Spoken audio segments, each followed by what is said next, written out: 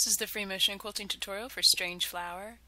This is stitched by first starting in the center of your quilting space, and I started this with a very simple spiral.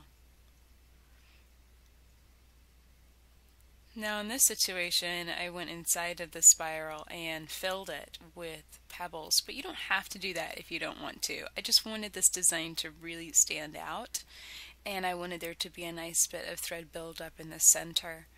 But this is really optional. You can start your flower designs with any center you want, whether it's just a simple circle, a circle with the spiral in the center, a circle with pebbling in the center. You could even do a circle with stippling in the center. It really doesn't matter. This is entirely up to you, and there's no right way or wrong way to do it. So this is certainly not anything particular to this one stitch. So once you finish your circle, whatever it may be, you can see I'm darkening the outside edges of this, and just to make it stand out that much better. Now you're going to branch off with a kind of a crazy paisley shape. This is kind of a drunk pointy paisley shape, so it's just a wiggly wobbly triangle, and then you're pivoting off of that point where you branched off with it with echoes. So here's another kind of drunk pointy paisley shape, then pivot and echo that, and that's just making your leaf stand out that much more, and it's expanding that leaf shape.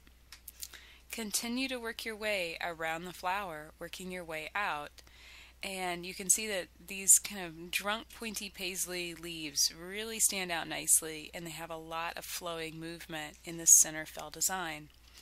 A center fill design is a design that starts from the center of your quilting space and works to the outside. So of course you're going to have a lot of movement that's directing your attention right into the center, right into that center circle, whatever you do in the middle of it. And so because of that, sometimes that can get a little distracting, so you want to place this somewhere where you really want a lot of attention, a lot of focus in your quilt. If you were doing, I keep wanting to create a quilt with a lot of circles on it and fill each circle with a different center fill flower design. I think that would look really neat, and it would also make a really good use of all of that attention that these designs really draw. So you can see this is finishing up the last kind of drunk pointy paisley shape, and now we're going to start wiggling in between each set of leaves with more leaves that will go all the way to the edges of the quilting space. And you can make this as big or as small as you want simply by changing the size of your leaves. So right here I'm stitching these fairly small, but if I wanted to cover a large amount of space on my quilt, I could make them the size of my hand, and each echo about 1 inch, and that would certainly increase the size of this design.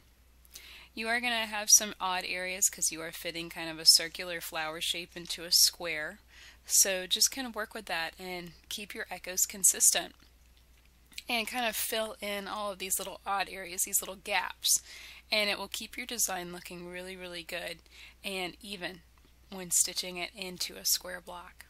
And here's what it looks like when you finish Strange Flower. For over 200 videos on free motion quilting plus loads of tools and supplies, check out daystyledesigns.com.